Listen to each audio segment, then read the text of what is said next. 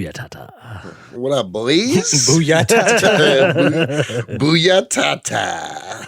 I like that one. What up, dogs? What's up, guys? The boys. It's the boys. All right, let's not beat around the bush. Let's hear about this, Cody. Let's hear about your awesome weekend. Okay. Dude, so Friday night, I got to open for Jeffrey Asmus, who's like a huge up-and-comer, came up with like Sarah Squirm and a bunch of other Chicago comics. And he's just been and that was really cool. Actually, I didn't open. I don't know why I said that. I've opened for him before. Cody, you're a liar. No, I just gaslighting us once again. Hey, Typical. I've never gaslit anybody. We That discussed in itself is a gaslight. But go on. But stellar show, about 70 people.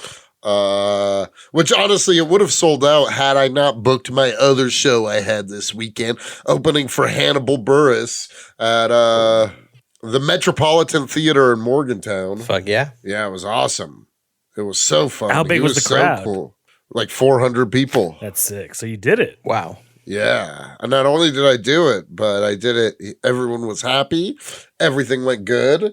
We worked it all. Everything went great. Nice. That's so awesome to hear, dude. I did a 10-minute set. It killed. Hannibal was really chill and cool. We shot the shit for a while after the show.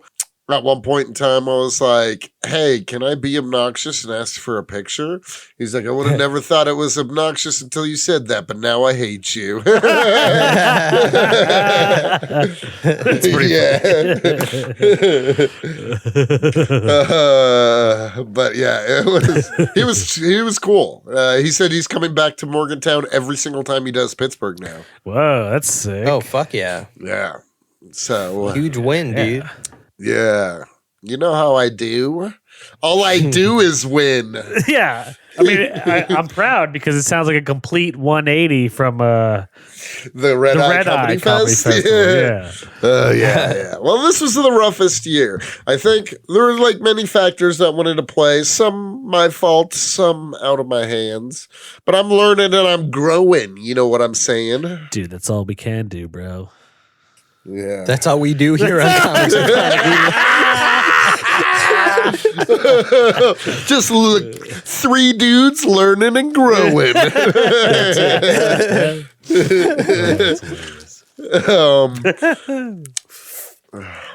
now that we got to the bottom of that, there's something else. There's 2 other things I want to discuss. Whoa. A lot on the agenda today. Yeah, we got. Yeah. Okay, so first, I want to hear. Let's just go ahead and discuss the terrible ass Thunderbolts trailer. Oh, yeah. Yeah. I mean, I just didn't care the entire time I was watching it. Agreed. Like, I could not. 100% There wasn't agree. one scene where I was like, oh, this looks cool. I was like, yeah. Okay. It's like Marvel was It's like, a movie. let's get our least interesting villains and side characters from over the years and have them form a team. Yeah. Right. And then I'm reading. That's literally the idea behind the movie. Well, then I'm reading that, like, Bucky will be team leader, but the trailer makes it look like, what's her name will be team leader? Yelena? White Widow. White Widow. Wait, is that her name? I don't know. Is it? I don't think know. she's the White Widow. Oh, maybe you're She was wearing white in the movie. Yeah. Well, either way, it just seemed like that. And I was like, I don't know if I care either way who's team leader.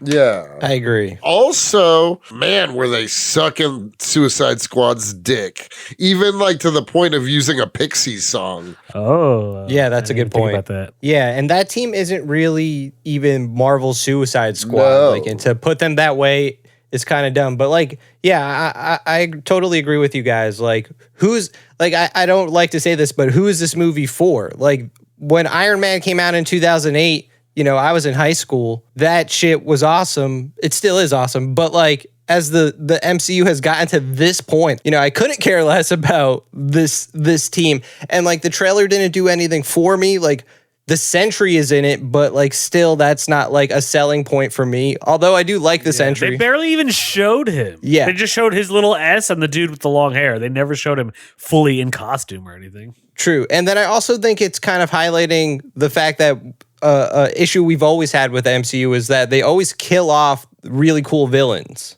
right? So if they actually did have first of all, why isn't Baron Zemo on the team? I feel like he should be front and center, and that would boost the movie tremendously. I mean, honestly, any of them are exciting. Also, like, too many of the characters on the team are just like slightly different versions of another character on the team. You know what I mean? There's like 3 Captain Americas on the team. That's whack. I also like, dude, I'm sorry, but I'm kind of over David Harbour in general. Yeah. He's past his prime. Yeah, not just in the MCU, but like even his Hellboy. I didn't see it. Did you? No. No. Did anybody? I really didn't. No, I know. I didn't even need to wait for you guys to answer that question because there's not a single human I know who's seen that Hellboy. Yeah, dude. I wonder, are there commies? Are there any Hellboy stands out there? David Harbour's rendition specifically. David Harbour's, yeah. I was about to say, I do like that the one Guillermo del Toro Hellboy movies. Oh, yes. Those ones were bangers. We certified. need to do an episode on them. Yeah. I love those ones, actually. They're really good. agree. I liked them even when they came out. I was like, because I wasn't even like, I never read Hellboy to this day. But when I saw it, I was like, I'll give it a try. And I was like, I should kind of like this. This is cool. Yeah, it ruled for sure. And Ron Perlman is great as Hellboy. He's perfect. Yeah. He is Hellboy. He's my Hellboy, dog. Yeah. Not David Harbour and not that Temu version of David Harbour. That new one? Yeah, which went straight to DVD. You're pretty much straight to DVD. That's not a good look. Not a good look these days, gentlemen. Oh, man.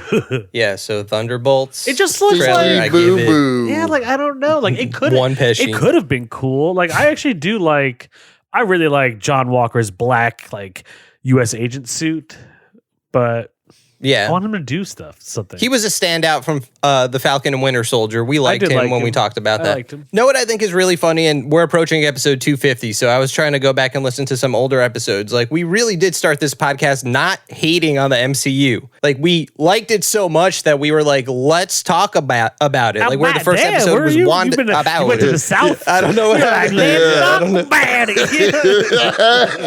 My brain's like, Anthony, don't make this point. No.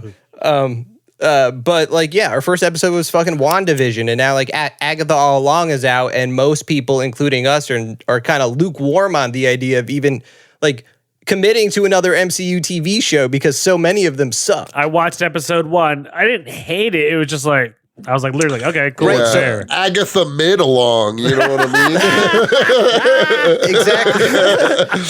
So we're getting so deep in the weeds here in the MCU, and like we don't even really want to talk about it anymore. We're not trying to be haters, but it's just like it's few and far between where we like the projects we're doing. It kind of sucks. Seriously, and even you guys liked Deadpool and Wolverine less than I did. I thoroughly love that movie. Yeah, I still liked it. Don't get me wrong. But when we rated it, I gave it the highest rating. I liked it the least. Yeah. I didn't hate it, but I'm not like raving to see it again. The MCU at one point was very consistent, and now it's all over the place. Mostly down. I was gonna say it's consistent, Okay, so, all right. It's just it would go down.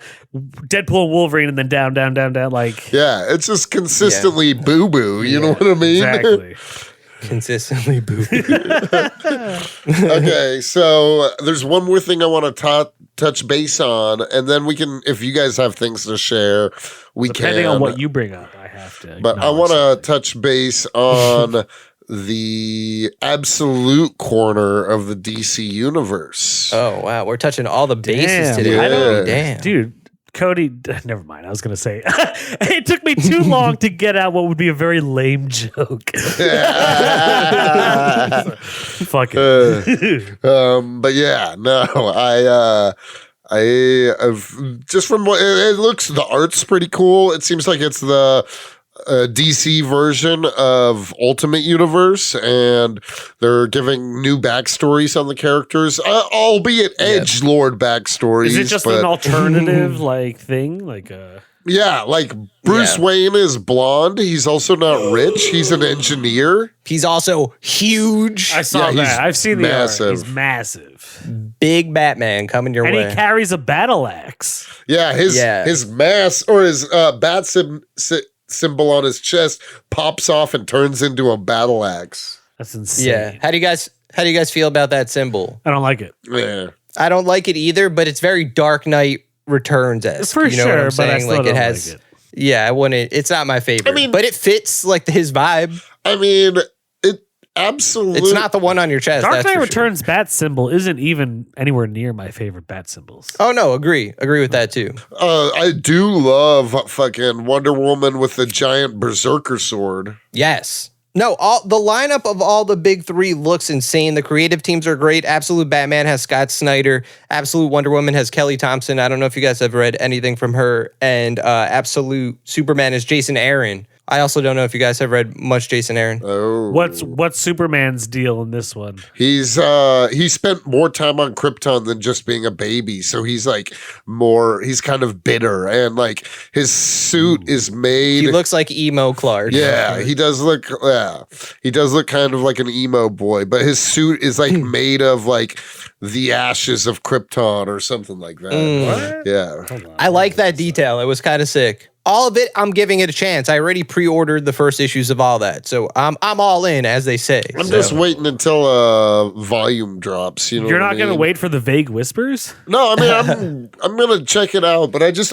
don't like reading single issues. You know, that's fair. Oh, I like this Superman suit. I saw this on the internet. Yeah, this is kind of cool. I kind of dig it. Yeah, the styles for all three are cool. dope. Yeah. But and like the teams are great. I'm not like hating on any of that. But I am just skeptical just because of how edgelord the Ultimate Universe was when it first popped off, which I hear this rendition is much better, but I haven't read any. Only time will tell. Yeah, I'm a fan of all of it, honestly, so. I'll give it a chance. I'll wait to see what the people are saying, what the commies are letting us know. Yeah. I think it's going to be awesome. All of it? Those big three titles, absolutely. Are those the only three? Or what else is coming out from them? No, there's probably more. I just don't know too much about it. The three that are getting ready to drop soon. The Juggernauts. Yeah, the Juggernauts. That's cool. But something you just said, Cody, and I know Jake, you're the same way too. You guys wait for trades, which is what I do most of the time, but I do still buy single issues. But this book we're talking about is just a graphic novel. There's no issues. It came out in one trade right away. With the transition. Look at that. Look at that. A vague transition, because this could apply to a lot of books, but this one is okay, so another thing I was thinking about when we were first doing the podcast, we still kind of do this, but like we all kind of come to the podcast with like, you know, this is a book we picked and we really liked, but like by this point I think we all know Ed Brubaker. We've talked about some of his stuff. We talked about Fatale. We should do Winter Soldier. We keep talking about that. We haven't done nearly enough Brubaker Phillips books, but today we're talking about Houses of the Unholy. Ooh. For spooky season. Ooh. It's true. It's our first spooky season episode. That being said, I am not sure. You guys are gonna love my opinion on this book. Ooh. Oh, okay. Go off, King. No, I'm just kidding. I do really like it. But I do have like, I just like kind of, I feel like it's a little too short. I can understand that. I don't disagree. Like I just feel like it kind of like raced to the finish when there was a lot more that could have been fleshed out and like dug into, if that makes sense. I agree. I think this book has a lot on the surface that I like and immediately like fits the podcast. First of all, like it's got that satanic aspect of it. That's a big part of it. There's even a group in it called the Satanic Six. Perfect. Yeah. The main character, Nancy, she's smoking weed. Or Natalie. Her name's Natalie Buress. She's smoking cron throughout. Weed, non-stop the whole chronic. comic, non-stop. So many panels of her smoking, fat dudes, all that good stuff. Yeah, and there's also a 9/11 reference. Yeah, at one point in the comic. Yeah, so it checks all the boxes. But yeah, I don't know. I might be on Cody's side with this. You know, like it seems like the perfect comic that telegraphing this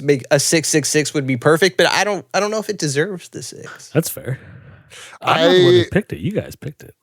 I liked it a lot. I love it. And that was the point I was trying to make before. You get what I'm saying? Like, you weren't necessarly, like, pushing for this Brubaker comic. Yeah, but it just still fits the pod. Criminal. Those are the ones. Yeah. Yeah. See, there were things that I, like, there were parts of the book that I somehow liked and disliked the same thing at the same time. Like, for instance, it doesn't dig enough into like I kind of like that you don't know if this like the cult really had satanic powers or if they were just like brainwashed lunatics, and you never find out. And I kind of like that, but I also kind of hate that. Does that make sense? Yes, absolutely. Yes. And I think this is totally open to anyone's interpretation. I think one of the reasons I liked this so much, I don't know if you guys picked up on it, but okay. So the satanic cult that's in the cave at the end, they're all wearing red robes, which is exactly what the cult in Fatale was wearing. Fatale, yeah, for sure. Yeah. And they even had the same like crooked knives and shit, those zigzaggy knives. And when Nancy is like talking about her seeing monsters, some of the pictures of like the demons and devils and monsters in the back look exactly like Bishop in Fatale. Yeah, I agree. When he's in his full monster form, you know? Yeah. They look exactly like that. Go back and look at it if you don't believe me. So for that reason, I was reading it and I was like, oh man, I wonder if this can be like interpreted as taking place in the same universe as Fatale. Or I wonder, not that there is necessarily a link Criminal does, but like you can read their books and be like, this all takes place in the same universe. Yeah, Brooby baby. Because you've mentioned this where the Brubaker Phillips version. But like, Jake, you've mentioned this where you've said like a lot of their books, because you're the most familiar with their work. Like a lot of their books have the satanic parts. They do, yeah, so like, many of them. Like not even just Fatale, like even Reckless. He's constantly taking down, once again, like satanic, like Hollywood pedophile cult things. Nice. So when I was reading it, I was like, man, I wonder if this is like supposed to be like, is this the same cult that works with people like Bishop? Yeah. Yeah. So I think that's kind of cool. Yeah. That is, but it's definitely open for interpretation. For sure. So Cody, you want to do a synopsis? Synopsis? Okay, so Natalie, she's that bitch. She's Boom. She literally burns. Yeah. Yeah, she's a private detective who in the beginning of the book she's basically kidnapping a runaway to like return to her parents safely. Teenage child. Yeah. She's rescuing. But she had to like abduct the child to rescue him. Well, I mean, she literally put him in her trunk. Yeah. And he gets away, and she gets caught by the FBI, and the FBI or by the local police, and then the FBI bails her out and is like, yo, the people in your cult are dying. And no, not the people in her cult. She was in her six, in the Satanic Six. Yeah, you gotta explain what that was. Okay, so there was like a childhood trauma thing where all of these kids make up stories. This is a true story, by the way. Is it? Yeah, the Satanic Panic of the 80s. Exactly. Oh. Which maybe it wasn't this extreme, but this is like it was like, it was not people dying, obviously, but dude, like teachers got like arrested and like their reputations ruined because kids, or who knows, maybe they did do it, but like were like saying they would do weird satanic like rape shit in like here in California too. Yeah, all over. And that's what's happening in the story. So wait, I just want to interrupt. So another reason that I personally liked this is because if you read James Tinian's Department of Truth, the main character in it, he was in the Department of Truth. This is his background story, is that he was one of the kids during the Satanic Panic of the yes. Nice. And it like goes into this some more. So I like that this book, there was just a lot like I was like, oh, like now I have a background of that. Yeah. And I like the way they tell the story, because they don't just like tell you out front. Like you get snippets and in the form of flashbacks as each chapter goes on. Yeah. And it's just told really well. I mean, I'm not saying I did. I loved this book. Mm-hmm. I just didn't. Fatale, if I'm being honest, like Fatale blew my fucking mind. Fatale like might be one of my favorite comics. Fatale's great. I agree. Fatale's definitely one of my favorite comics, easily. Yeah. Check out our Fatale episode. For sure. Yeah, Fatale blew my mind. And so it's not that, it's just that Bruby Baby and Sean Phillips have big shoes to fill. And you know what I mean? So I'm not saying I dislike this at all. I'm just saying like, it's not my favorite of their work. But that's not a bad thing. You know what I mean? Yeah. Like it's a great totally comic. Fair. But anyway, so like, and as they're tracking down the old members of the Satanic Six, they're like shenanigans ensue. There seems to be like a culty.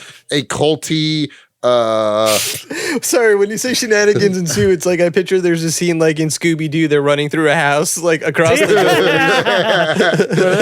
No, but I'm just saying like that scene where the FBI agent gets the symbol carved into his chest. Yeah. But he's in on it the whole time. Yeah.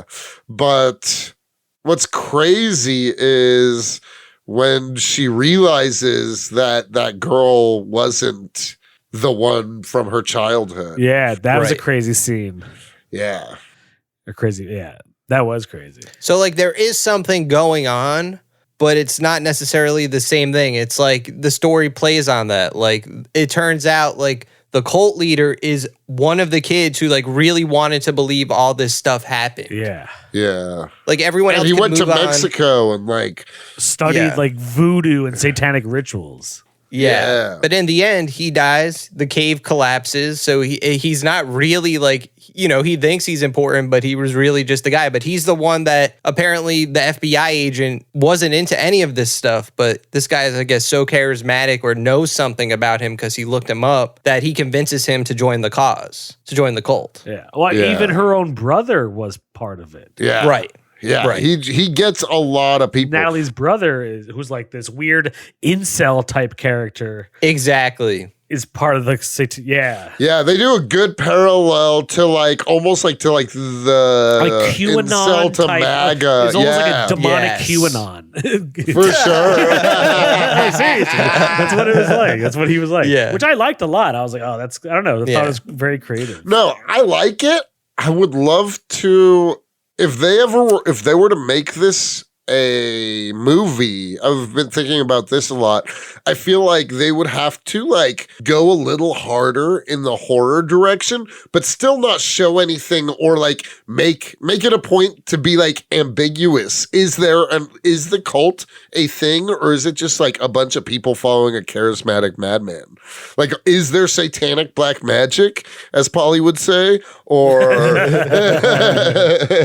you know, or is it like, is everybody just like drinking the Kool-Aid too hard? You know what I mean? Yeah. True. It kind of goes back to, but Hereditary was way more of like this. Like it's something interesting that what you just said. Like it's more of like a thriller than a horror. Like For it has horror elements, but it doesn't really lean into it, like you're saying. And I feel like that's maybe we both wanted more of the horror. Yeah, you know, like I did want more demonic stuff. I kind of like the twist at the end. Like you don't really know if they had any powers or any, you know what I mean? They were actually going to be able to do anything, or were they just fucking crazy? And I kind of like that it leaves you like it's kind of up for interpretation. Right. Like they were trying to bring about the end of the world. Yeah.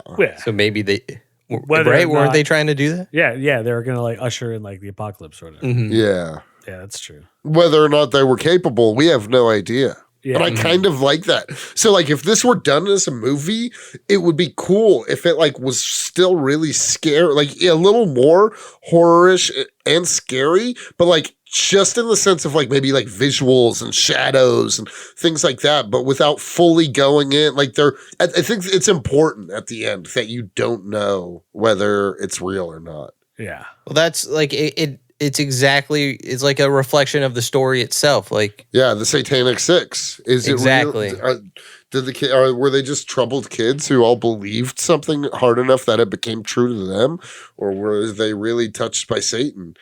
You know. So I read it twice because I was like, it almost seemed like it was too like on the nose. Like maybe I was missing something. Like Jake's saying, there's some things that point to Fatale, but I wouldn't catch that because I don't know Fatale well enough. But the second time I was reading through it, there's a part where it's a flashback when Natalie's a little girl and she's talking to her counselor, and they're talking about how she's talking about how like they would lead you on with the questions. Yeah. Yeah. And she's talking about how the walls were red and all the panels and the art is red, and a lot of the comic is red. But in that that scene, the walls of the counselor's room are red. Yeah. So it's almost like you know how like we talk about in Hereditary, like who's in the cult, who's in on it. Like if it's that deep, then like, you know what I mean? Like her mom is a fanatic, but not a cult. Like she's just like religiously. A Christian fanatic. Yeah, exactly. So like there's aspects of the people in her community where it's just like her life sucks after this whole thing. Like, I don't know. There's like the story where she says a little girl said she gave birth to a demon, but like there's no way she could have. She obviously was never pregnant. It was like a 6-year-old girl. Yeah. Like, and so like I'm inclined to believe nothing did happen. Like it never goes that deep or scary, but the cult is still a real thing, like trying to hurt people. But even and killing people. Yeah. But I feel like, doesn't Natalie even question whether what she experienced actually happened or not? Because she's so young, she can't quite like know if, you know what I mean? Like the way I was reading the story was that it was more about her dealing with having that reputation on her. Like no matter where she went, she was always Natalie Burns, and people never forgot that. 6 girl, And her mom made it worse because she would bring it up and always talk about it. Like her dad dies of a stroke, she says, because he just, he had a lot of pressure. He's like, he should have divorced my mom. You know, like he has a scene where he's smoking with her, and he's just like, I forget what he says, but there's just like all these small moments in the book that just add up to like a really nice comic where it's like a good story from end to finish. But I don't know. Yeah, it does feel like an abrupt end. Like I wish it was a little bit longer, almost. Yeah, I feel like I'm not even saying like double the size. I'm saying like an additional 2 chapters. Yeah. I don't know if I'm satisfied by the actual like literal ending and last panel of them being in the cabin. Yeah, possibly gonna get killed. Like who? Like I don't know. Right. I need more succinct of an ending. So like maybe I'd like, I always want to think the answer's somewhere in the comic we're reading, like, because she talks about remembering this cabin. Yeah. And her brother doesn't. And she looked for it tons of times and couldn't find it. And one of the details in her memory was that she was looking out into the forest and she swears she sees someone in the tree looking at her. Like behind a tree looking at her. And when you look at the panel, it just looks like a really uncanny person. Yeah. The art is phenomenal in this book. Oh, yeah. Sean Phillips. Fucking well, not only incredible art. His brother does the colors. I almost was going to say Todd Phillips. I don't know. Whatever it's on the book. I think it's like Jacob Phillips or something like that. Yeah, I think it is Jacob Phillips. Let's see. Jacob Phillips. Yeah, so he does the coloring. Nice. And he's done them for a while now. I'm pretty sure he has not always done every of one of their books, but for like Reckless and this and probably the other ones, he's been the colorist. But also, one of my favorite pages was when her and the FBI agent are in that town in Oregon, and because of the wildfires, it's like really smoky and raining ash. Mm-hmm. Yeah, that art was really sick. Yes, I mean the art throughout the whole thing is. I know, but awesome. that to me, I was like, "Wow, this is so cool." Yeah, and like how the flashbacks were all like entirely in red and like red, it was just hues of orange, just like no, it was cool. It's a great comic. I agree, and I think it would make a great movie. But do you think they like? I feel like as we're talking about the ending. I like the ambiguous ending, though. Like, it adds to, like, again, how everything is ambiguous in the comic, and we don't really ever know what happens. Because life is ambiguous, bros. That was the most tired hip-hop word. Such a delay. That's an ambiguity horn. The ambiguity horn. Oh, no, but it's, like, all of the side characters are cool. I love the sex scene between Natalie and the FBI agent. Yeah, they're always, literally in every one of their books, somebody's having sex. Nice. Hey, it's a part of life. Pretty sweet, dogs. Yeah. Sex is tight. No, but I like the way she talks about it. She talks about how, like, they're not really. It wasn't, like, that enjoyable for her. She just for either of them. Yeah. She was like it wasn't like out of romance, it was out of desperation or something along those lines. Yeah. All of the character building in it is stellar, in my opinion. Yeah. Like we know Natalie, she's a great fleshed out character. Yeah. Yeah. I think all of the characters, her brother. Yeah, definitely her brother. Her Yeah, like I don't like her brother. The FBI agent. Her brother doesn't feel evil. He's just kind of stupid. Yeah, he seems just like misguided. Yeah, just super like bitter and yeah. misguided. Yeah. But check this out, Cody. I haven't read this yet, but it's issue 69 of Saga. Whoa. So 69. Check out the cover. Nice. That's sick. Yeah, that looks like an old Marco and Alana. So I don't know what's happening in Saga. There's still 69. Yeah, hell yeah. 69 till I die. Yeah. There we go. There's life in the horn again. No, but nice. That's a great cover. Right? Yeah, I'm excited to, dude. I just am glad their Saga's coming back out again. Yeah, man, we need to catch up. Facts. Go check out our Saga episodes. Yes, and we'll have more coming. Oh, We have a whole saga of sagas. Ooh, How many episodes did we do? 2 or I 3? think we've done I 3. think 3. Oh, nice. Yeah, because I think we we've did done the volumes 2, 4, and 6. Or, I mean, Yeah, 1 you're through right. 6 we've done, but we've done 2. Nice. We've done 2 at a time, right? Yeah. Yeah, that's how we do them here. That's how we 2 at do a time. the old twofer. Well, yeah, no, I think this is a great book. I think it is. Yeah. Like, it doesn't have the length of like Fatale or Criminal or Kill or Be Killed. The Kill or Be was 3 volumes. They've mostly done like now, like even Reckless, each individual book comes out like 1 a year. So they're not as long, but they're pretty sweet. I'm not going to give this a 6 either, but I'm going to give it a 5.5. Nice. Because once again, there were just so much in it, and like I didn't really have that like link that it could take place in the Fatale universe, or that all the universes are connected, and also like Department of Truth with the main character, literally, because even to this new whatever volume Department of Truth is at, they're always dealing with his background, part of the satanic shit. So there are just like a lot of shit that I got. Nice. I actually just ordered it. I just ordered a new Department of Truth, whatever just came out. He came out with another hardcover one. Oh, nice. Yeah, I should be up to date. I forget if I am. So 5.5. Yeah, I'm giving it a 5.5. I think I'm giving it a gentleman's 5. Okay. Yeah, I'm right there with you, Cody. Gentleman's 5. Also, I never gave Fatale a 6, so I could definitely not give this. I think Fatale's one More of my than favorite Fatale. comics. I find that crazy and blasphemy that you give. Yeah, it was. It was.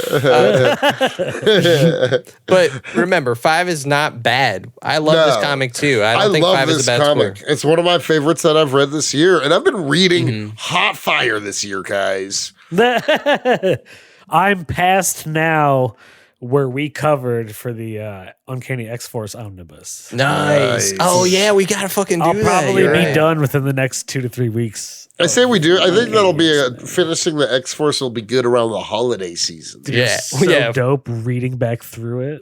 Oh, dude, I'm so excited to read back Yeah. through it. It's seriously one of my favorite books ever. Yeah, Yeah. I think I would put it up there right now. I've been reading Nita Hawes' Nightmare blog. I just started it. Oh. Nice. I liked it, didn't love it. Yeah. Oh, me and Jake fucking recorded a whole episode. Yeah. on it. I thought you did. Did you cover both volumes or just volume 1? I think just one. Well, no, I think we talked about both. Uh, Either way, it's lost forever. Oh, you lost Why? it? Oh, you lost it. Or it like Yeah. fucked up on your computer, right? Yeah. Actually, a few times I have lost things we have recorded. Whoa. what? Sometimes I have a backup. Yeah. Yeah. This Roadcaster isn't always the up to lost snuff. Ooh, we should one day have the lost recordings of Comics and Chronic. Well, we do have the Paddington 2 episode. We could return to. The Paddington 2 is like our version of I Know What You Did Last Summer, where we all had this. We've been keeping Dark it like secret. dark secret locked up. Yeah. And We then don't want like, anyone to know about it. ooh, there is something I wanted to ask. Who are we in this comic? Oh, can we even do that here? I think we can. You think we could? Who are you thinking? Good. I'm thinking Anthony, you're the detective, FBI agent. Oh, okay. I don't remember his name. Yeah. I don't either. The agent. Yeah. Oh, Agent West. Yeah. Yeah. Anthony's Agent West. Okay. Yeah. Jake. Cult leader. Ooh, I like that. Nice. I honestly I thought that for a second. No, you were. You were going to give me the brother for some reason. I would never give you the brother. I don't think you're the brother at all. Blake Snyder. I don't think any of us are the brother. You know what I mean? No. Brother is not any of us at all. Yeah. I'll be the cult leader. That's fine. Cody is Natalie. Hey, that means me and you fuck, Anthony. That is Cody's most cherished desire is to one day kiss or fuck Anthony. In our Planet Hulk episode, we were also, cast as husband and wives. Also, while you were in West Virginia, he was trying to kiss you. Yeah. Hey, But we won't let it happen. I'm a happily married straight man, and even if one or none of those things were true, Cody, I'm sorry. It's just. But Cody could be your goomar, Anthony.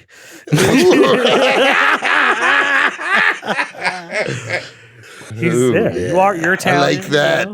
I like that. You like that. Cody and Anthony's goomar. I don't know confirmed. if I love We gotta take a still from Sopranos of Tony Soprano with one of his goomars.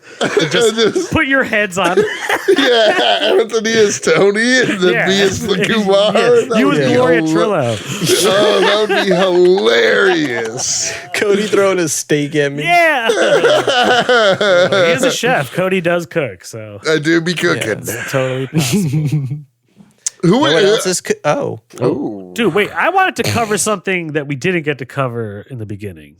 Go for it. Okay, so we talked about everything and their mothers. We got to at least acknowledge Penguin. Has anyone watched it thus far? Oh yeah, I watched the first episode. I've watched both. I've watched both too. What'd you think, Cody? Stellar, awesome. Yeah, I like it a lot. You know how we were talking about, but we can't do this and we just wouldn't have the time. But like we talked about this for maybe the next season of The Boys. Like we talk about it week after week by week. I feel like it would have been fun to do that for the Penguin. Yeah. But you get what I'm saying? I really like the Penguin. I feel like we're gonna like talking about it. I like it because it's honestly so far, other than like it is obviously like very like mafia movie, Sopranos-esque. But last night, and I think Anthony, I won't spoil it, but you will have picked up on a pretty cool reference. And I was like, you know what? Like, fuck yeah. Like, they're really acknowledging like the Batman and the Gotham universe and by saying certain things. And I was like, fuck yeah. Like, this is cool, man. It's just like, it's also funnier than I thought it was going to be so far. It rules, dude. Yeah, it's incredible. I'm very Colin Farrell's incredible. Awesome. I'm like low key in love with dude, fucking Sophia Falcone. I loved her in this second episode too. And she could hang me anytime. Also, I like that. It's like straight from Long Halloween. She's the hangman. Like fucking, that's cool. Yeah. They're using actual like comic book lore. Check out our Long Halloween and Dark Victory. And our The Batman episode, which directly correlates to Penguin. Yeah, no, like for real. Like I just like it so far. I'm intrigued to see where it goes. It's still, I'll tell you, it's infinite. It's like the best show on TV that I'm watching right now. Yeah. Ooh. Well, you know what? Speaking of episodes, our fucking next episode, boys, episode 250. 250. Wow. That's crazy. That's insane. What do you think is going to be bigger, episode 250 or 269? Ooh. Well, for episode 250, we're going to be together. Oh, facts. Yeah. Facts. And for everybody listening, you're not getting an episode next week because we're all going to be at Comic-Con. And we're saving it because the next one's going to be 250. We're saving it so that we're all going to be together. We're going to record something special. So, yeah, we're going to Comic-Con. It's going to be us sucking each other's dicks. Yeah, like the Beatles. Like the Beatles, notoriously fallacious themselves. Yes, in the same room, and they created magic. Yes. That was the Magical Mystery Tour. We're going to have our own Magical Mystery Tour. Are we to 69? You never know what's going to happen. Oh, shit. You know what? Fuck it. I'm not even worried about it. But yes, the Penguin has been awesome. I was going to bring up something else about the book, but I feel like we've peshied it. It's a pretty straightforward, eat quick read. You know what I mean? Facts. Eat quick, read. Live, laugh, love. What? You said eat quick, read. I didn't say eat. That was just like a glitch. I didn't say the word eat, though. I just went eat. Quick read. Yeah, let's just.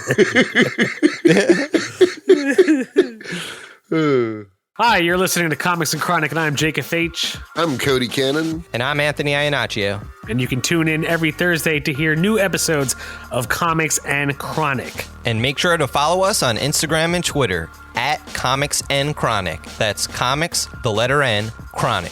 We'll see you guys next week. Woo! Peace.